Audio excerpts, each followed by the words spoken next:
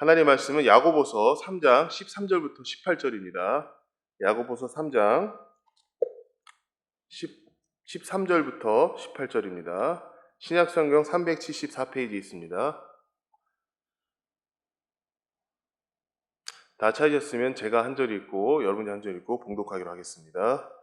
너희 중에 지혜와 총명이 있는 자가 누구뇨? 그는 선행으로 말미암아 지혜의 온유함으로 그의 행함을 보일지니라. 그러나 너희 마음속에 독한 시기와 다툼이 있으면 자랑하지 말라.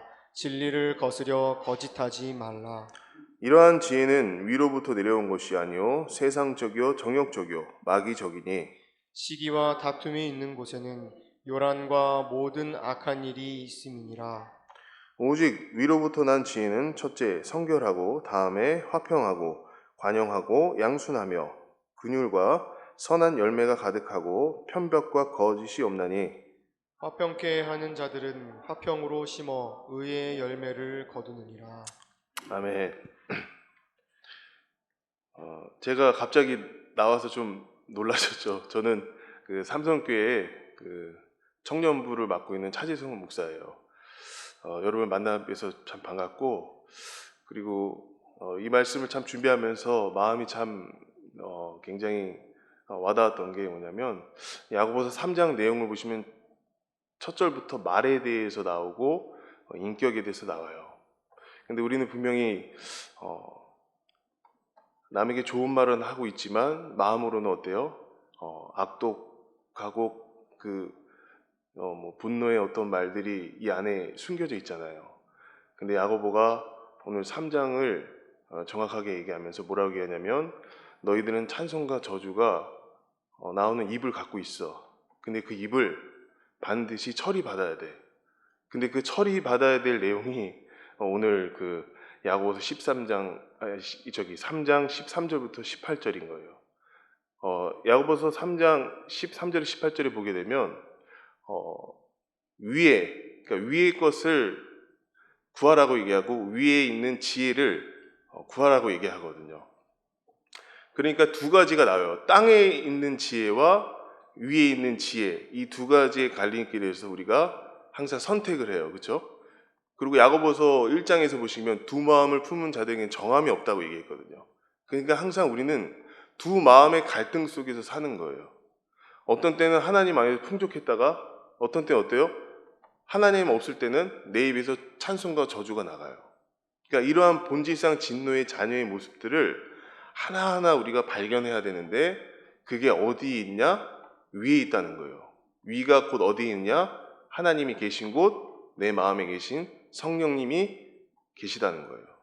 그러니까 우리는 항상 이 싸움에서 지고 이겼을 때 내가 땅의 것을 찾았구나, 정말 악독한 것을 배웠구나, 이제는 내가 주님 안에 가야지, 위의 것을 찾아야지, 내 안에 있는 성령님이 말해주고 있는 것을 찾아야지라는 마음을 계속해서 우리에게 주님께서 주시는 거예요. 근데 첫째로 뭐냐면, 이 위의 것을 찾은 사람들이 반드시 성결이라는 게 존재한대요. 그 성결이 어떤 거죠? 내가 깨끗함을 입은 거예요. 예수님이 말씀하셨죠? 출애굽에 나오죠? 내가 거룩하니 뭐라고 얘기해요? 너희도 거룩하라. 그 거룩의 속성의 카도시란 말이 우리 안에 들어왔을 때 깨끗하게 되는 거예요. 그럼 거룩의 속성 중에는 뭐가 있죠? 주님의 죽음과 부활이 있다는 거예요. 거기에 동참하면 어때요? 우리 마음이 평온해지고 화목하게 되고 화평하게 된다는 내용인 거예요. 근데 그게 실제가 안 되면 어때요? 자꾸 우리는 어디로 가요? 산으로 가고, 그리고 내 마음의 말들이, 내 인격들이 어떻게 돼요? 무너지기 시작하는 거예요. 그래서 야고보서는 3장부터 말에 대한, 그리고 너희들의 인격에 대한 말을 지속적으로 우리에게 해주고 있다는 거예요. 제가 책을 읽었는데요, 말의 품격이란 책이에요. 그 책에 보면 한 4가지의 어떤 그 카테고리가 나와요. 처음에 뭐라고 나오냐면, 이청심득, 과언무한, 언의심성, 대언대담이라는 건데, 먼저 이청심득은 들어야 마음을 얻는데요. 두 번째 과언무한은 말이 적으면 근심이 없대요. 세 번째 언의심성은 말은 마음의 소리래요. 그리고 네 번째 대언대담은 큰 말은 힘이 있다라고 얘기해요. 제가 이걸 보면서 인문학 책이지만 한편으로 무슨 생각이 들었냐면, 이거 누가 하셨지? 이거 누가 하셨어요? 예수님이 공생애 3년 동안 하신 거예요. 그러니까 이걸 듣고서 말의 능력이 있다. 그럼 그 말의 능력이 우리한테 펼쳐지기 위해서는 어떻게 해야 되나? 땅의 것은 소용없어요. 베드로가 얘기하죠. 베드로 전서에서 얘기하잖아요. 이 땅에 사는 건 뭐라고 얘기하죠? 나그네와 같다고 얘기해요. 그럼 이 땅에 사는 건 나그네인데 우리가 이 땅에서 무엇을 마실까? 무엇을 먹을까? 무엇을 입을까? 이런 고민하는 게 아니잖아요. 하늘에 속한 사람들은 절대 이 고민 속에서 누구를 찾게 돼 있냐면 자동적으로 주님을 구하게 돼 있어요. 주님의 인격을 구하게 돼 있고요. 죽음과 부활을, 십자가에서 죽음과 부활을 어떻게 해요? 따르게 돼 있다는 거예요. 근데 야고보서가 오늘날 우리에게 던지는 메시지는 그런 거예요. 말의 인격 다 좋다 이거예요. 땅에 속한 사람들 맞다 이거예요. 하지만 그리스도인들은 이 안에 뭐가 살아 숨쉬어야 되냐면 십자가의 죽음과 부활이 반드시 살아 숨쉬어서 나아가야 되는 거예요. 그게 생명인 거예요. 그러니까 우리 안에 생명이 들어왔잖아요. 그럼 이 생명을 움직이게 하는 건 내가 아니라 성령님이라는 거예요. 그 성령님께서 계속해서 우리에게 뭐를 주세요? 양식을 주세요. 자, 이스라엘 백성들이 여러분 아시겠지만 어떤 삶을 살았죠? 광야의 삶을 살았잖아요. 그때 무엇을 받았어요? 만나와 메추라기를 받았잖아요.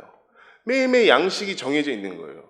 그러면 여러분한테 제가 물어볼까요? 오늘의 양식은 어떤 양식이에요? 제 말씀이 아니라 오늘 아침에 일어났을 때부터 시작되는 주님이 인도하심, 그 말씀이 무엇인가를 고민해야 되는 거예요. 그게 실제가 안 되면 매번 우리 순간마다 어떻게 해요? 두 마음은 품은 자는 정함이 없는 마음, 사람처럼 사는 거예요. 그렇기 때문에 우리는 실제를 경험해야 돼요. 근데 실제를 경험하기 위해서는 뭐가 필요하죠? 실체를 봐야죠. 누구의 실체를 봐야 되나요? 우리의 실체를 봐야 돼요.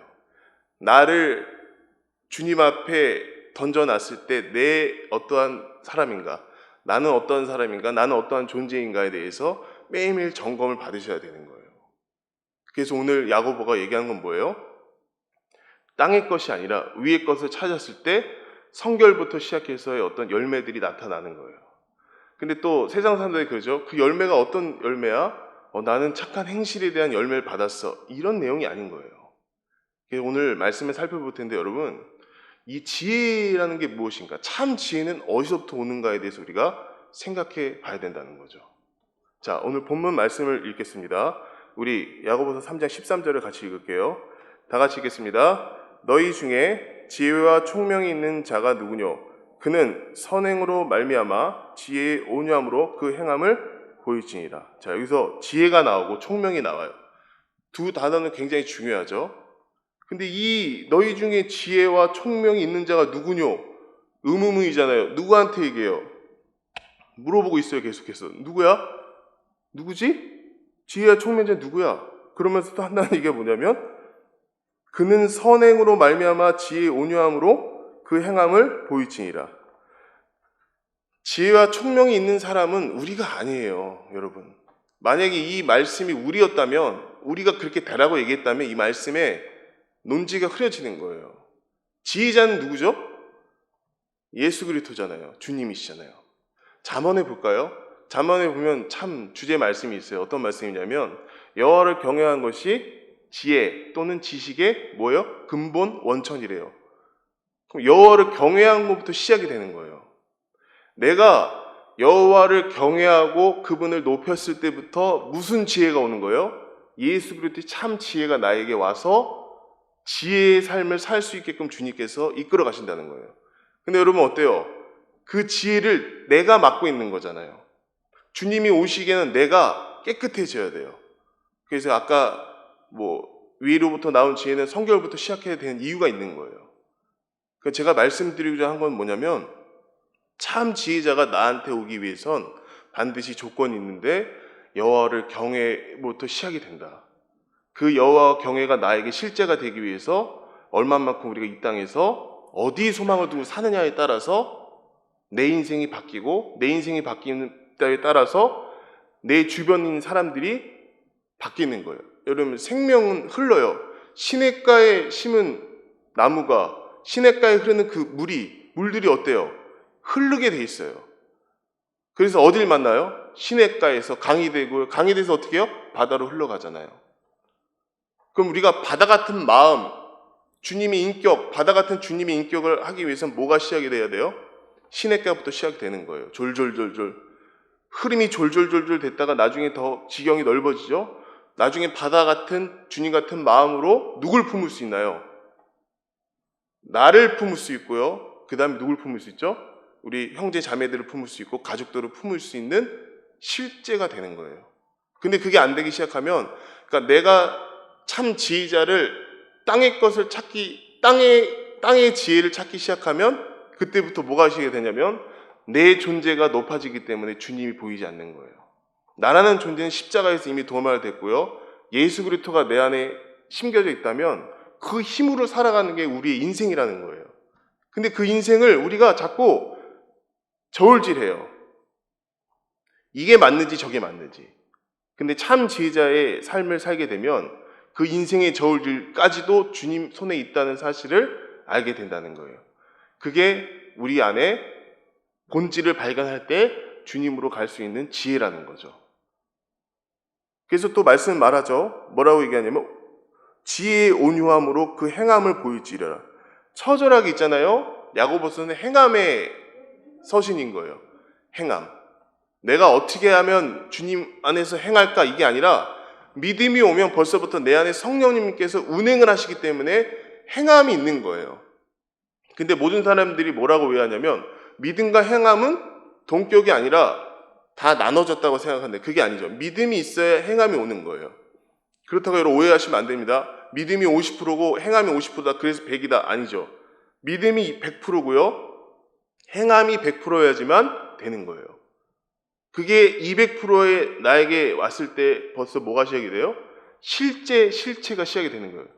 그러니까 참 지혜자의 뜻을 알면 그 참 지혜자의 경외함을 알기 시작하면 내 안에 있는 내 뜻이 아니라 주님의 뜻으로 변환이 되어서 삶의 터전에서 내가 주인이 아닌 주님이 주인의 노릇 하는 것에 대해서 실제적으로 경험하며 살아가는 거예요. 근데 제일 좋은 덕목이 오기 시작하는 게 그게 뭐예요? 온유한 마음이 오는 거예요. 온유한 마음.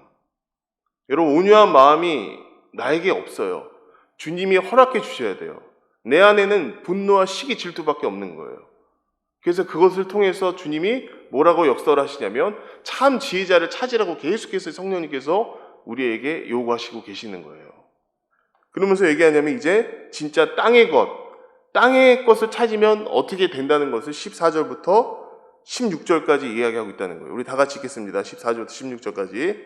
그러나 너희 마음속에 독한 시기와 다툼이 있으면 자랑하지 말라. 진리를 거스려 거짓하지 말라. 이러한 지혜는 위로부터 내려온 것이 아니요 세상적이요 정욕적이요 마귀적이니 시기와 다툼이 있는 곳에는 요란과 모든 악한 일이 있대요. 여러분 보세요.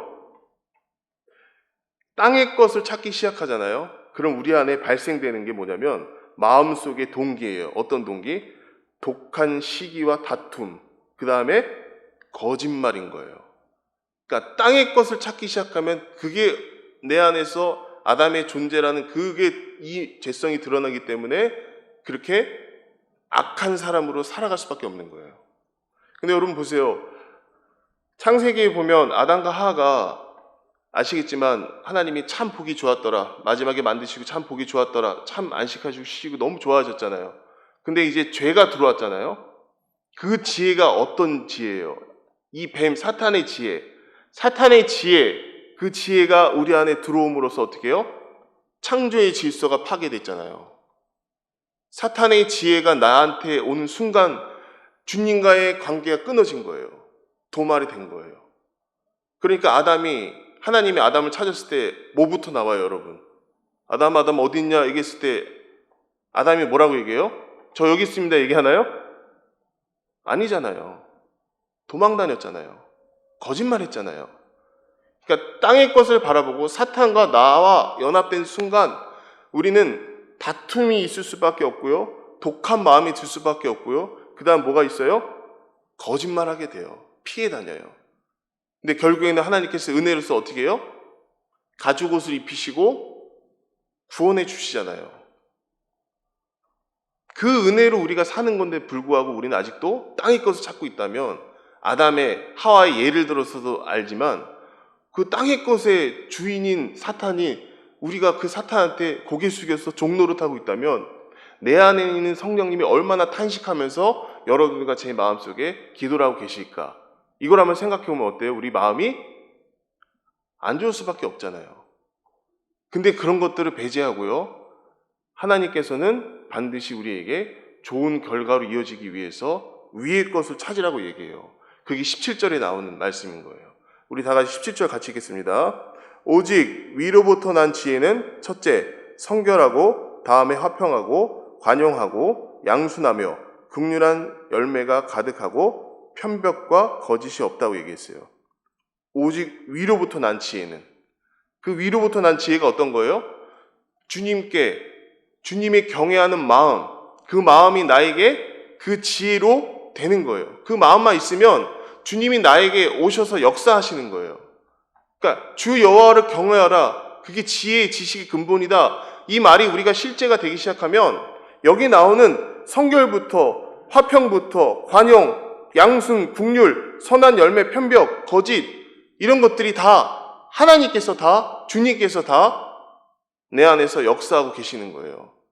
근데 이걸 따로 분리해서 얘기하면 안 돼요. 이 하나가 우리 안에 실제가 되기 위해서 얼마만큼 우리가 하나님 안에서 참 지혜를 구하고 있느냐의 싸움부터 시작이 되는 거예요. 그 싸움이 없으면 여러분 안에, 제 안에 예수님이 살아있을 수가 없어요. 어떤 분은 이렇게 얘기합니다. 한 번 구원받고 그리고 한 번 구원받았으면 끝이지. 왜 이 길을 왜 고생스럽게 가야 돼? 라고 얘기할 수 있어요. 근데 여러분 아니죠. 한 번 구원받았으면 그 감사함으로 사는 건 있겠지만 내 삶 가운데서 이런 부딪힘 속에서 땅의 것도 구해보고 위의 것도 구해보는 이 양다리 속에서 내 본질을 알아가는 게 그게 은혜이고 그게 주님의 사랑의 방식인 거예요. 근데 우리는 어떻게 해요? 이탈을 하죠. 주권 안에 있고 성령 안에 있으니까 나는 괜찮은 사람이야. 그건 위선인 거예요. 분명히 말씀에서 증거합니다. 위의 것을 찾았을 때 그 어마어마한 것들이 오기 전에 너희는 어디에 허락되어 있느냐? 고난에 허락되어 있다는 거예요. 그 고난에 피어지는 주님의 음성을 따라서 우리가 가다 보면 내 안에서 점점 나라는 사람은 제어되고 작아지고 오직 내 안에 그리스도만 살아나는 놀라운 역사가 우리 안에 역설적으로 일어나는 게 역동이라는 거예요. 주님의 역동성은 우리에게 뭐를 주냐면 동기를 줘요. 어떤 동기? 주님을 찾을 수 있는 동기를 줘요. 그 동기를 찾고 구할 때마다 우리 마음속에 뭐가 생기는 거예요? 참 지혜자가 주님이구나. 맞다. 그 주님을 찾아야 돼. 내가 땅의 것을 찾으면 난 죽을 수밖에 없는 선언이 되는 거예요. 그 선언이야말로 매일매일 이루어져야 되는 거예요. 내가 죽었구나. 누구 앞에? 십자가 안에 죽었구나. 그럼 죽고 나서 뭐가 시작이 돼? 내가 부인이 돼야 되네? 그럼 내가 부인 되면 그 다음 뭐가 시작이 돼요? 주님께서 동행하신대요. 그게 십자가로 가는 길인데 우리는 많이 오해하고 있어요. 어떻게 오해하고? 한 번 죽고 이 주님이 선택하셔서 나를 이끄셨구나. 맞아. 그게 아니죠. 그때부터 자기 부인이 시작되고요. 그때부터 하나님 인도하기 시작하면 자꾸 징계하시고요. 채찍질하시고 히브리서에 나오잖아요. 징계하시고 채찍질하는 이유가 뭐를 하시기 위해서? 사생활에서 버리기 위해서가 아니라 존귀한 자녀로 쓰임받기 위해서 계속해서 우리에게 달금질을 하시는 거예요. 그게 주님의 은혜인 거예요. 지금 그 은혜가 우리에게 실제적으로 펼쳐지고 있느냐 없느냐? 그 싸움 가운데서 내가 점점 죽고 주님이 사느냐? 이게 제일 중요한데 우리는 어디에 목표를 두고 있어요? 무엇을 마실까? 무엇을 먹을까? 무엇을 입을까? 이런 것에 초점만 계속해서 우리가 맞춰져 있다는 거예요. 근데 여러분 아시겠지만 위의 것을 구했을 때 이 6가지, 5가지 내용이 주님이 오셨을 때 우리에게 펼쳐지는 거예요. 그래서 여러분 보시게 되면 제가 제일 좋아하는 구절은 아니고요. 그러니까 제일 괜찮은 건 아니고 정말 주님께서 인도하신 구절이 뭐냐면 이 화평이란 말이에요. 화평. 여기 18절에 보면 아시죠? 화평케 하는 자들은 화평으로 심어 의의 열매를 거둔다고 얘기하잖아요. 화평. 근데 그 화평이란 말 속에 우리에게 무슨 직책을 주셨냐면 화목케 하는 직책을 주셨거든요. 근데 그 직책이 어디 나오냐면 그 직책을 주시는 내용이 어디 나오냐면 우리 고린도 후서 볼게요. 고린도 후서 5장 17절부터 20절에 나와요. 고린도 후서 5장 17절에서 20절까지 우리 한 목소리로 같이 읽겠습니다. 다 같이 읽겠습니다. 그런즉 누구든지 그리스도 안에 있으면 새로운 피조물이라. 이전 것은 지나갔으니 보라 새 것이 되었도다. 모든 것이 하나님께로 났나니 저가 그리스도로 말미암아 우리를 자기와 화목하게 하시고 또 우리에게 화목하게 하는 직책을 주셨으니 이는 하나님께서 그리스도 안에 계시사 세상을 자기와 화목하게 하시며 저희의 죄를 저희에게 돌리지 아니하시고 화목하게 하는 말씀을 우리에게 부탁하셨느니라. 이러므로 우리가 그리스도를 대신하여 사신이 되어 하나님이 우리로 너희를 권면하시는 것 같이 그리스도를 대신하여 간구하더니 너희는 하나님과 화목하라 되어 있어요. 그러니까 우리에게 무슨 직책을 주셨어요? 화목하게 하는 직책, 화평케 하는 직책을 주신 거예요. 그러니까 그 직책을 받은 우리는 서로 떡을 떼고 피를 나눈 그리스도 안의 공동체, 교회 안에서 어떤 걸 해야 되는 거예요? 서로 시기 질투, 악독한 마음, 땅의 것을 찾는 마음이 아닌 위의 것을 찾는 지혜의 마음을 가지고 주님과 함께서 어떻게 해요? 교제를 해야 되는 거예요. 교회는요, 그런 공동체인 거예요. 화평케 하는 마음을 주신 주님께 우리가 뭔가 마음을 의탁하고 교회 안에서 뭐를 이루는 거예요? 선을 이루어 가는데 그 선이 어떤 거예요? 내 선이 아닌 주님의 이루신 피값으로 사신 그 선을 이루어 가는 거예요. 그래서 그 선이 우리에게 뭐가 되는 거예요? 참 지혜자이신 주님을 바라보게끔 만드는 거예요. 그게 놀라운 우리 안에 역사되어야 될 사명인 거예요. 자, 보세요. 교회에 나오면 여러분 그런 생각 안 드세요? 아, 저 사람이 싫고 마음에 안 들어. 아, 진짜 교회에 나오자마자 저 사람 보는 순간 어때요? 내 마음속에 벌써 뭐가 올라오죠? 예? 두 마음이 품어지죠? 한편으로는 저 사람 안타깝다고 얘기하지만 내 한편으로는 어떤 게 마음에 들어? 아우, 싫어. 아, 나 너무 싫은데? 이게 안 드세요? 아, 저만 그런가? 저도 이제 한동안 신앙생활하면서 그런 마음이 많이 들 때가 있었어요. 전도사 시절에도 그렇지만 목사인 저도 그 마음이 들 때가 있어요, 여러분. 솔직히 말씀드리면 그 두 마음이 들 수밖에 없는 거예요. 우리는 그렇게 태어났기 때문에, 본질상 진노의 자녀이기 때문에. 근데 우리에게 감사하게 생각하는 건 뭔지 아세요? 하나님께? 하나님께서 이 두 마음을 하나의 표대를 꽂게 하셨다는 거예요. 그게 뭐예요? 이 마음을 누구한테 전달하면요, 내 안에 성령님한테 전달하면 그때부터 뭐가 일어나기 시작해요? 내 마음에 화평. 그 내 마음이 뭐예요? 평안. 내 마음에 주님의 긍휼하심이 생길 수밖에 없다는 거예요. 그게 은혜잖아요. 그러니까 우리가 교회에 와서 저 사람이 싫어가 아니라 내가 문제이다라는 생각을 주님께서 계속 심어준다는 거예요. 결국 누가 문제야? 네가 문제야. 네가 어디로 가지 않기 때문에 그래? 지금 내가 마련한, 주님이 마련한 그 자리에서 네가 핏값을 담당하지 않기 때문에 그래. 네가 정말 처절하게 저 사람을 위해서 기도해봤어? 저 사람을 위해서 섬겨봤어? 아니잖아. 그러니까 그런 멘트들을 주님께서 성령 안에서 계속해서 우리에게 주시는 거예요. 그래서 참 지혜를 구할 때, 참 지혜, 예수 그리스도가 나한테 인격으로 왔을 때 우리의 말부터 바뀌잖아요. 말이 바뀌어요, 여러분. 아까 제가 4가지를 서두에 말씀드렸잖아요. 말이 바뀌고요, 듣기 시작하고요. 듣기 시작하고 내 마음이 바뀌니까 어때요? 말을 할 때 주님께 구해요. 주님께 지혜를 구해서 말하기 시작하고 그 지혜가 실제가 되니까 내 안에서 관용이 나오고요, 온유가 나오고요. 내 안에서 뭐가 나와요? 화평케 하는 직책으로서의 삶을 살아갈 수 있게끔 주님이 몰아가시는 거예요. 그게 우리의 인생이에요, 여러분. 지금 야고보가 하는 말은 그런 거예요. 너희의 인생은 땅의 것이 아니라 위의 것에 있는데 그 위의 것을 찾을 때마다 주님께서 뭐를 주신다는 거예요? 은혜를 주시고 그 은혜 안에서 뭐예요? 관용이 나오고 온유가 나오고요. 내 안에서 죄성이 드러날 때마다 관용과 온유로 바뀌고 내 말이 바뀌는 거예요. 그래서 야고보는 이걸 강조한 거예요. 지금 여러분 야고보서에 보면 믿지 않는 사람한테 얘기하는 게 아니라 믿는 사람들한테 얘기하고 있는 거예요. 철저하게 그리스도인들이 이 당시에 그렇게 행했다는 거예요. 믿었는데도 불구하고 믿음이 있음에도 불구하고 계속해서 정죄하고 사람을 몰아가는 거예요. 그러니까 믿는 사람들인데 세상 사람들 상관없어. 야고보서는 세상 사람들한테 얘기하는 게 아니라 믿는 그리스도인들에게 너희는 이렇게 살면 안 돼. 땅의 지혜가 아닌 위의 지혜, 위의 것을 찾으라고 계속해서 주님이 우리에게 얘기를 하고 계시는 거예요. 여러분, 화평케 하는 거, 화목하게 하는 거, 그거 쉬운 일 아니잖아요.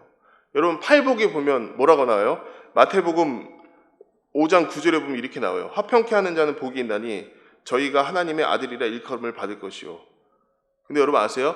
이 5장 9절에만 뭐라고 뒤에 수식이 나오냐면 저희가 하나님의 아들이라 일컬음을 받는데요. 단 그 앞에 수식되는 게 뭐가 있죠? 화평케 하는 자.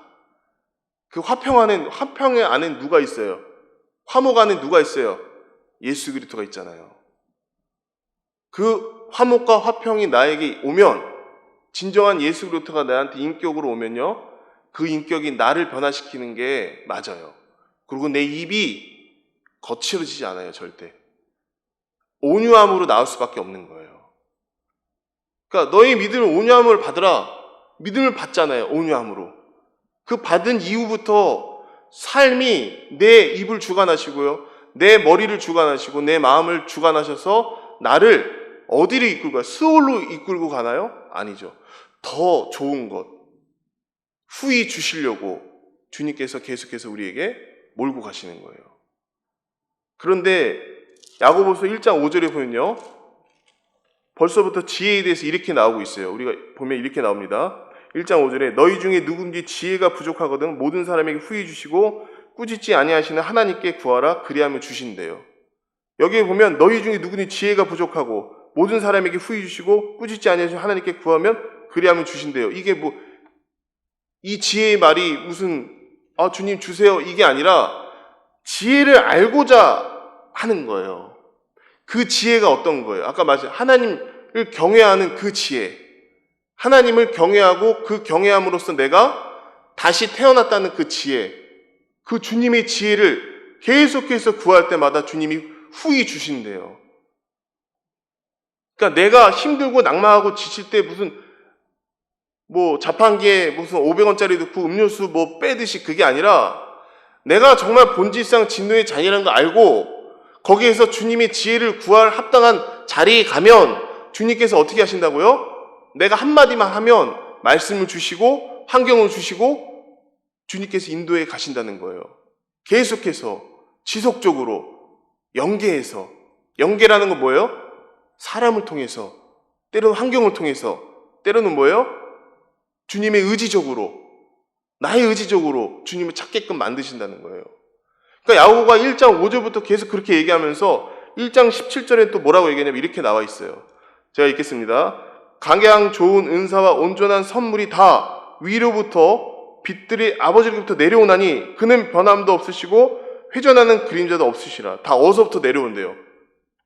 이 땅에서 내려오는 거예요? 아니면 땅에서 올라오는 거예요? 아니면 위에서 내려와요? 위에서 내려온대요. 그럼 여러분은 주님이 주신 생명이 위에서부터 내려왔기 때문에 우리가 그 생명으로 사는 거예요. 그 각양 좋은 은사, 각양 좋은 것들, 모든 최선의 것들을 주님이 선물로 주셨대요. 근데 그 선물을 어떤 사람은 열어보지도 않아요. 열어보지도 않고요, 그냥 다락방에 자기 광에다 그냥 박아놔요. 그 선물의 값진 걸 모르고. 근데 여러분, 그 선물 계속 열어보셔야죠. 궁금하지 않아요? 그게 여러분 제가 보니까 그 고속도로 휴게소에 보면 뭐 저는 아이가 있으니까 이제 애랑 같이 이제 그 랜덤 박스 랜덤 해가지고 막 돈 넣으면 막 또르르 해가지고 뭔가 랜덤이 나와요. 랜덤으로 뭔가 뭐 장난감이 나오거든요. 그것처럼 아이 입장에서 궁금하잖아요. 그게 뭐가 들었을까? 이게 들었을까? 저게 들었을까? 그 선물, 한 번 받은 선물이 아니에요. 우리에게 계속 주시는 선물이잖아요. 그러면 아이는 그걸 받았을 때, 이 선물이 나에게 이런 게 있는데 다음에 그 휴게소나 다른 휴게소 들면 또 한번 해봐야지가 있잖아요. 우리도 마찬가지예요. 그 선물을 받았으면 그 선물로 만족하는 게 아니라 주님이 계속해서 우리에게 기프트하고 계세요. 선물을 계속 주세요.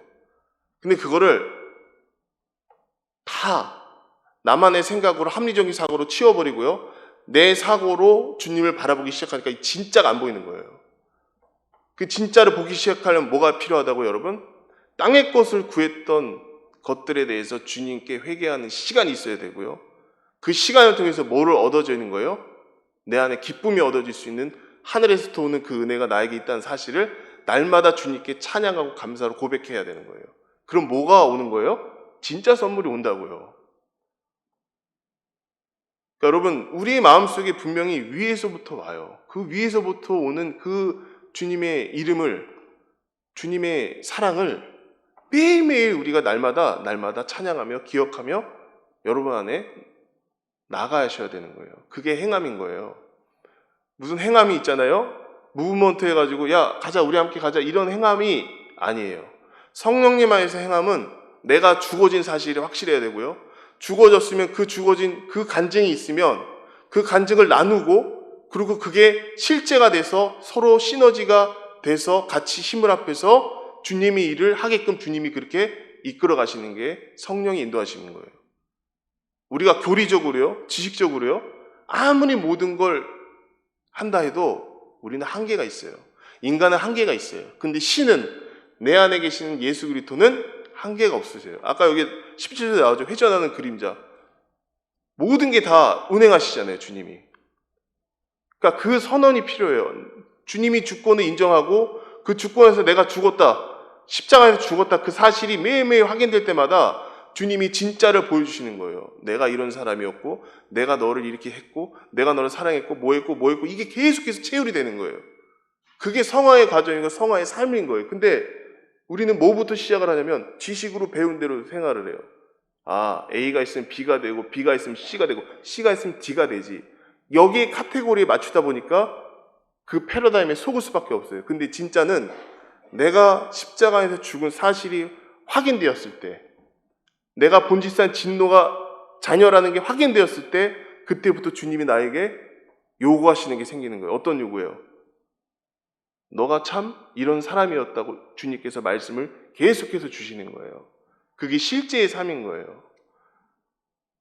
그러니까 저는 여러분들에게 말씀드리고 싶은 그런 거예요.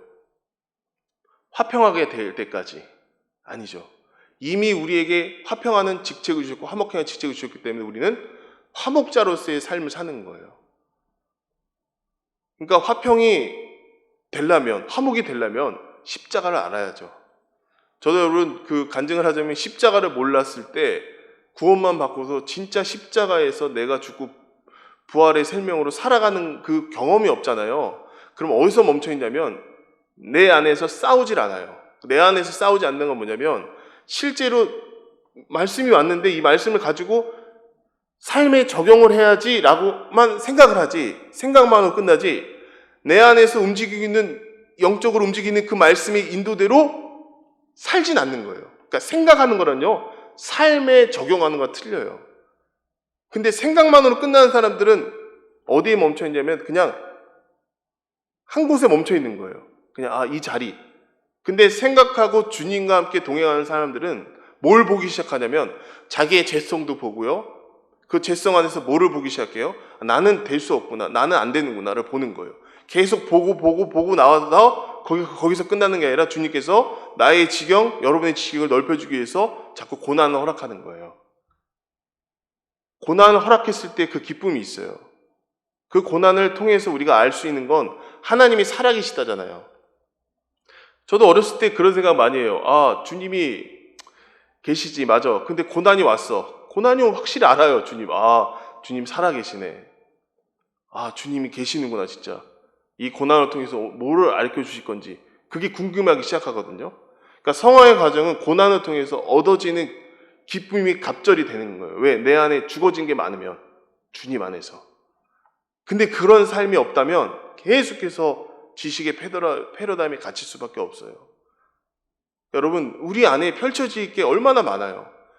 우리에게 화평케 하는 지책을 주셨으면 그걸 가지고, 그 소망을 가지고 여러분과 제가 살아가는 거예요. 그게 은혜인 거예요. 근데 여러분, 욥도요, 어떤 고백을 했냐면 이런 고백을 했거든요. 제가 욥기서에 읽어보니까 참 이런 고백이 있더라고요. 자, 욥기서 우리 다 같이 28장 28절을 보겠습니다. 28장 28절 우리 다 같이 읽겠습니다. 또 사람에게 이르시기를 주를 경외함이 곧 지혜요 악을 떠남이 명철이 하셨느니라. 여러분 욥은 당대의 의인이었잖아요. 새 친구를 통해서 깨달은 게 뭐냐면 깨달아 가는 거예요. 내가 당대의 의인이었고 내가 완벽한 사람이었어 라는 그 포장된 모순에 살았거든요. 근데 점점 욥이 바뀌는 거예요. 아, 내가 여호와를 경외하는 것이 지혜다. 내가 어쨌건 뭐를 얻은 거예요, 자기가? 자기 지혜, 자기 생각에 사로잡혔거나 아는 거예요. 그걸 알아가기 시작하니까 본능적으로 반응이 나오는 게 뭐예요? 아, 또 사람에게 이르시 주를 경외함이 곧 지혜다라는 말씀이 오기 시작하는 거예요. 아, 맞네. 그리고 마지막에 뭐라고 얘기하시는지 아세요? 욥이? 그 고백이 너무 귀해요, 저는. 이제는 내가 귀로 듣는 게 아니라 주를 눈으로 보겠나이다 이거 얘기하거든요. 여러분 귀는요 믿음은 들으면서 나며 로마서 나오잖아요. 믿음은 들으면서 나거든요. 근데 우리가 보기 시작한 때가 온다는 거예요. 이제 귀로만 듣다가 야 이제 주님을 바라봐야 이게 오는 거예요. 내가 계속 듣기만 하고 있을 때는 내 지식이 쌓여 내 생각이 이만해져. 그러니까 정리가 안 돼요. 근데 고난 속에서 환경 속에서 주님과 교제를 통해서 깨달아지는 게 뭐예요? 아, 내가 귀로 들었구나. 근데 행함이 없었네. 맞네. 나는 그냥 듣기만 하고 움직이지 않았다. 근데 눈으로 실제를 경험한다는 건 자기 자신이 십자가에서 완전 끝났다는 걸 의미해요. 그리고 이제는 믿음이 나에게 있는 게 아니라 위로부터 난 지혜 예수 그리스도가 나에게 오셨기 때문에 내가 그 길을 갈 수 있구나라는 마음이 욥에게 들기 시작한 거예요. 그래서 욥의 마지막 축복이 뭐예요? 은혜를 갑절이나 더했다고 얘기하거든요. 하나님께서. 여러분 반드시 우리 안에는 뭐가 있어야 되냐면 예수님과 함께 죽음도 있어야 되고요. 그 다음에 부활이 있어야 되고요. 그 과정 가운데 요목조목 주님을 의지하는 힘들이 있어야 돼요. 그게 누가 주시는 거예요? 하늘로부터 오는 지혜. 그게 우리의 실제 모습인 거예요. 그러니까 하나님께서 우리를 창조하실 때 어떻게 창조하셨어요? 하나님의 형상으로 창조했죠? 아니에요, 여러분? 창세기에 보면 하나님의 형상으로 창조했는데 거기다 뭐를 불어주셨죠? 숨. 그게 뭐예요? 루하우. 영. 하나님의 영이 우리 안에 있어요, 없어요? 그게 들어왔잖아요. 그럼 우리는 어떤 삶을 살아야 돼요?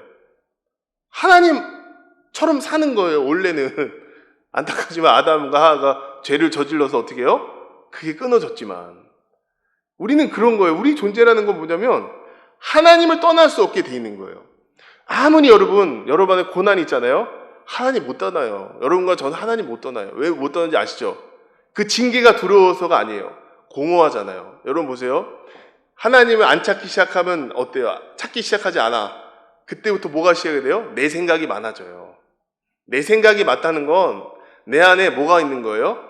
하나님이 되고자 하는 마음이 있었던 거고 내 안에 악독한 혀로 사람을 죽였던 것도 생각나고 여러 가지 방황이 있는 거예요. 그 방황을 하나님과 교제함으로써 어떻게 해요? 주님께 주는 거예요. 자꾸 주시는 거예요. 기도하면서 말씀을 통해서 교제하면서 계속 주다 보면 이게 나에게 힘이 되는 거예요. 여러분 그 힘으로 사시는 거예요. 저도 마찬가지예요. 여러분 그 힘으로 우리가 살아가는 거지 절대 우리는 우리 힘으로 살아갈 수 없는 존재예요. 교만은 패망의 뭐라 그래요? 선봉이래요. 우리 안에 교만이 오기 시작하면 그때부터 하나님 보이지 않아요. 사울이 왜 왕이 됐어요? 그 큰 키를 보고 그 신장을 보고 용모를 보고 뽑아놨더니 어때요? 자기를 믿고 덤볐잖아요. 그러니까 자기를 믿고 삶을 던지는 사람들은 반드시 어디로 가게 돼 있냐면 스올로 가게 돼 있고 지옥으로 갈 수밖에 없어요. 근데 자기가 아닌 주님이 대신 던진 사건, 내가 주님과 함께 죽고 부활한 사건이 나에게 실제가 된 사람들은 절대 사울과 같이 살지 않아요. 제가 처음에 말했어요. 말이 틀려진다고요. 말부터 틀려져요. 말은요 인격이에요. 그럼 주님의 인격은 말부터 시작이 된 게 아니라 우리 안에 있는 생명부터 시작이 돼요. 그럼 이 생명 안에서 터져 나오는 말들이 주님이 하신 말처럼 들릴 때까지 우리는 그 삶을 살아내야 되는 거예요. 근데 그렇지 않으니까 어떻게 해요? 자꾸 주님께서 징계를 주시고 고난을 주셔서 따라오라고 얘기하시는 거거든요. 여러분, 이제 앞으로는 절대 내가 땅의 것이 아닌 위에 계신 예수 그리스도 주의 인격을 닮는 여러분이 될 수 있도록 계속 주님을 요구하고 찾고 두드리셔야 되는 거예요. 아니, 구하라 찾고 두드리라 그리하면 모든 것을 주실 것이라. 야고보서 1장 5절도 얘기하죠. 구하라 찾고 두드리라 그리하면 주신대요. 뭘 주시는 거예요? 그게? 그러니까 저는 되게 궁금했거든요. 도대체 구하고 찾고 두드리면 물질을 주시는 거야? 아니면 건강을 주시는 거야? 뭐지? 주님의 생명을 지속적으로 연결할 수 있는 믿음을 주시는 거죠, 우리 안에. 그 믿음으로 우리가 살아갈 수 있게끔 주님께서 그 길을 우리에게 열어주시는 거예요. 여러분, 그 말씀이 실제가 되기 위해서 우리는 어디에 초점이 맞춰져 있는가 중요해요. 아까 두 가지가 나왔죠. 계속 얘기해요. 땅의 것인가, 위의 것인가. 아니면 내가 두 마음을 품어서 양다리를 꽂고 있는가. 세상과 하나님 꽂고, 하나님이 좋으면 세상 살짝 밟았다가, 세상이 좋으면 수 깊이 넣었다가 하나님 살짝 꼈다가, 이렇게 양다리 같이, 제가 자꾸 제 얘기를 해서 그런지 몰라도 그렇게 되잖아요, 여러분. 어떤 때는 하나님 좋았다가, 어떤 때는 하나님 싫었다가, 어떤 때는 친구가 좋았다가, 어떤 때는 교제하다가 그 집사님이 좋았다가, 어떤 집사님이 좋았다가. 근데 잘 생각해 보세요. 나하고 하나님 관계에서 나에게 하나님이 주신 양식이 따로 있어요, 여러분. 여러분 안에서 뭘 찾으셔야 되냐면, 하늘의 것을 찾기 시작하면 하나님께서 그 양식을 주세요. 오늘 하루 1일 양식을 주세요. 그 양식이 어떤 거예요? 내가 이룩했던 것들 무너뜨리는 거예요. 무너뜨리고 다시 주님의 부활의 생명으로 살아가게끔 주님께서 어떻게 해요? 이끌어 가시는 게 바로 주님의 은혜인 거예요. 여러분, 그 은혜를 구하실 거죠? 자, 우리 그러면 옆에 같이 인사해요. 우리 주님 안에 사랑합니다. 한번 해보실까요? 주님 안에 사랑합니다. 따라하세요. 우리는 주님이 화목해 하는 직책을 주셨습니다. 그 직책을 수행하겠습니다. 아멘. 약속하셨죠? 여러분, 날로 그 직책을 수행할 수 있는 우리 삼성교회 교우분들이 됐으면 좋겠어요. 여지껏 말씀 들어주셔서 고맙고요. 자, 그럼 기도하겠습니다. 하나님 감사합니다. 우리 마음속에 분명히 주님이 얘기하신 사실들이 있습니다.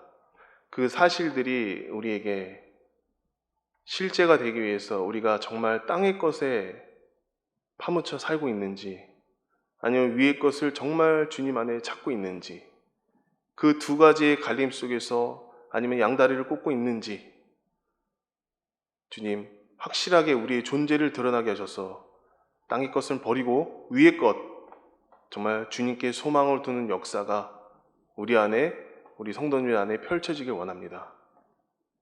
우리는 할 수 없습니다. 이미 주님께서 이루어진 사실을 믿을 수밖에 없음에도 불구하고 아직도 우리 자신이 주님께 가지 못하는 걸림돌이 있다면 그것들을 은혜의 단비로 씻어주시고 다시 한번 부활의 생명으로 살아나는 놀라운 역사가 있기를 주님 안에 축원을 드립니다. 주님, 이 시간에도 우리를 운행하시고 우리 마음 가운데 운행하시고 성령 가운데 감화감동을 주시는 그 마음들이 분명히 주님 안에 있습니다. 그것을 알고자 하오니 돌아가는 우리 성도님의 마음속에 그 심지가 심겨져서 화목해하는 것이 무엇인지, 내 안에 정말 누가 있는지, 두 주인을 섬길 수 없는 그 성경의 말씀이 나에게 지금 두 주인을 섬기고 있는지, 아니면 똑바로 주님을 바라보며 나아가고 있는지에 대해서 고민할 수 있는 우리 삼성교회 교우분들이 되기를 진심으로 바라옵나이다. 이 시간 허락해 주님께 감사드리며 살아계신 우리 주 예수 그리스도의 이름으로 기도했습니다. 아멘.